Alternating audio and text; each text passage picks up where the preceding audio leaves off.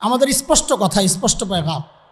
উলামায়ে দেওবন্দ যে ভিত্তির উপর দাঁড়িয়ে আছে সেই ভিত্তি সাহাবায়ে কেরামকে আমরা কোনোভাবেই কলুষিত হতে দিতে পারি না। কারণ তারা হামালাতুদ্দিন, দ্বীনের বাহক। তারা বাহককে যদি দুর্বল করা হয় গোটা দ্বীন আক্রান্ত হবে। এই জন্যে সর্বোচ্চ চেষ্টা উলামায়ে দেওবন্দের এটাই ছিল যে সাহাবায়ে কেরাম এবং আদালতে সাহাবা এবং ইসমতে আম্বিয়া, এই দুইটা বিষয় এর ব্যাপারে তারা সর্বোচ্চ সতর্কতার সাথে আকীদা লালন করেছেন, প্রকাশ করেছেন। দেখেন, ছোট্ট করে একটা কথা বলি, আমি কথা শেষ করব। উহুদের যুদ্ধে সাহাবায়ে কেরাম আমরা মাসুম মনে করি না সাহাবীদেরকে। উলামায়ে দেওবন্দ সাহাবীদেরকে মাসুম মনে করেন না। সাহাবীদের ভুল হয়েছে, আমরা মাগফুর মনে করি, আল্লাহ ক্ষমা করেছেন। কোরআন আল করিমের মধ্যে সাহাবীদের ভুলগুলো যখন আল্লাহ বর্ণনা দিয়েছেন, যেমন উহুদের যুদ্ধের একটা সাহাবীদের ভুল সম্পর্কে আল্লাহ বলতে গিয়ে আল্লাহ কি বলেন, ইন্নামাস্তাজাল্লাহুমুশ শাইতান।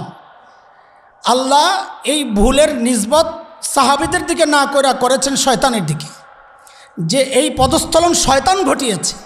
হ্যাঁ, সাহাবীদের বিমা কাসাবু, সাহাবীদের কিছু ভুল ছিল, ভুলের কারণে পদস্থলন ঘটিয়েছে শয়তান। কাজে অপরাধ করলে শয়তান করেছে। এখন হয়তো কেউ প্রশ্ন করবে, এর আগেই তো আয়াতে আসছে ওয়া আসাইতুম মিন বাদি মা আরাকুম মা তুহিব্বুন, তোমরা নবীর নাফরমানি করেছ। দেখেন, ইসিয়ান মানি হুকুম অমান্য করা, ইসিয়ান মানি গুনাহ করা না। আল্লাহ তাআলা হযরত আদম সম্পর্কে বলেছেন ওয়া আসা আদামু রাব্বাহু ফাগাওয়া। ইসিয়ানের নিসবত আল্লাহর নবীর দিকেও করেছেন। এই ইসিয়ান মানি হচ্ছে হুকুম অমান্য করা, এটা স্পষ্ট ক্লিয়ার থাকা দরকার। হুকুম অমান্য মানি গুনাহ না। যেমন রমজানে না খাওয়া, পান না করা, বিরত থাকা, এটা হুকুম। কেউ যদি ভুলে খেয়ে ফেলে তার হুকুম অমান্য হয়েছে, কিন্তু গুনাহও হয় নাই, রোজাও ভাঙ্গে নাই। হযরত আদম হুকুম অমান্য করছেন কিন্তু গুনাহ করেন নাই। কেন? তিনি এই ভুলটা ইচ্ছাকৃত করেন নাই। এখন কেউ হয়তো বলবে, হযরত আদমের হৃদয়ের খবর কি আপনি জানেন যে তিনি ইচ্ছামতো করেন নাই? বলে, ভাই, হৃদয়ের খবর আমিও জানি না, তুমিও জানো না। জানেন আলিমুম বিযাতিস সুদূর। সেই আলিমুম বিযাতিস সুদূরই বলছেন ওয়ালাম নাজিদ লাহু আজমা। আদম কাজটা ইচ্ছাকৃত করেছে, আমি এমনটা পাই নাই। আল্লাহ তাআলা হযরত আদমের ইসমত বয়ান করছেন, সেই শব্দই সাহাবীদের ব্যাপারে আল্লাহ বলেছেন ওয়া আসাইতুম মিন বাদি মা আরাকুম মা তুহিব্বুন। দেখেন, এই সব কিছু বলার পরেও আমরা সাহাবীদের সমালোচনা কেন করি না? কারণ আল্লাহ তাআলা এই কথাগুলো বলেই আবার বলেন ওয়ালাকাদ আফাল্লাহু আনহুম, ওয়ালাকাদ আফাল্লাহু আনহুম। আরে যাদের সম্পর্কে আল্লাহ বলছেন রাদিয়াল্লাহু আনহুম, হযরত একটা কথা বলেছেন, সমস্ত সাহাবী আল জামাআ, সমস্ত সাহাবী। হযরত ইস্তিগরাকের কথা বলেছেন, এজাফত দ্বারা ইস্তিগরাক হয়েছে। আমরা আরও একটা ইস্তিগরাকের মানা দেখেছি সূরা তাওবার 100 নম্বর আয়াত।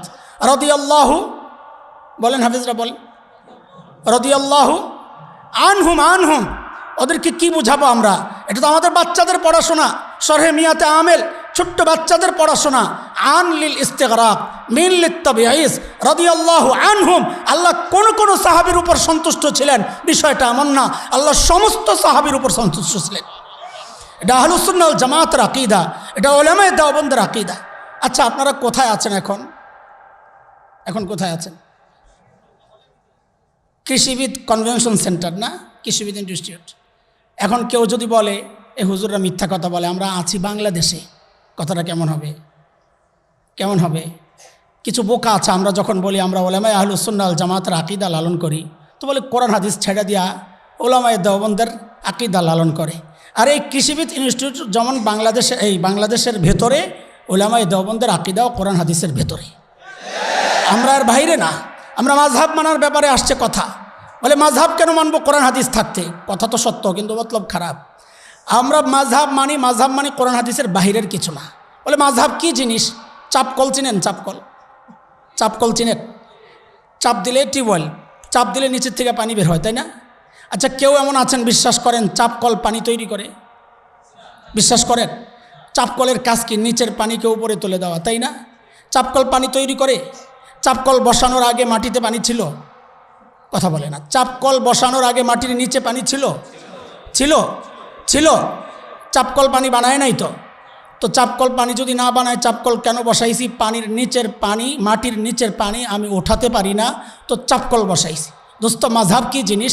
মাযহাবের সমস্ত মাসআলা কোরআন হাদিসের নিচে চাপা পড়ে আছে। ইমামে আবু হানিফা নামক একটা চাপকল আমরা বসাইছি।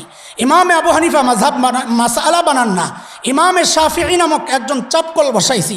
ইমামে মালিক নামক একটা চাপকল বসাইছি। ইমামে আহমদ বিন হাম্বল নামক একটা চাপকল বসাইছি। ওই চাপকলে চিপ দেই, কোরআন হাদিসের নিচের ভেতরের এই মাসআলাগুলো তারা বের করে আমাদের জন্য ব্যবহার উপযোগী বানায়া দেন। আমরা কি কোরআন হাদিসের বাহিরে না ভেতরে? উলামায়ে দেওবন্দ কোরআন হাদিসের বাহিরে না ভেতরে?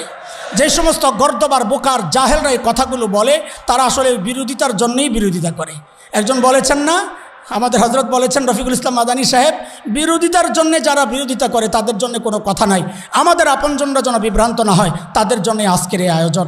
আজকে এই মুহূর্তে ওই রকম একটা গুরুত্বপূর্ণ আলোচনা পেশ করবেন আমাদের সামনে আজকের আমাদের প্যানেল আলোচক। সারা দুনিয়ার এক ভয়ঙ্কর ফিতনা, সেটা হচ্ছে মডারেট এবং মডার্নিস্ট ফিতনা। মডারেট হচ্ছে ইসলামের নানান বিষয়কে নিজের মন গড়া একটা ব্যাখ্যা দেওয়া, আর মডার্নিস্ট হচ্ছে কিছু কিছু বিষয়কে অস্বীকার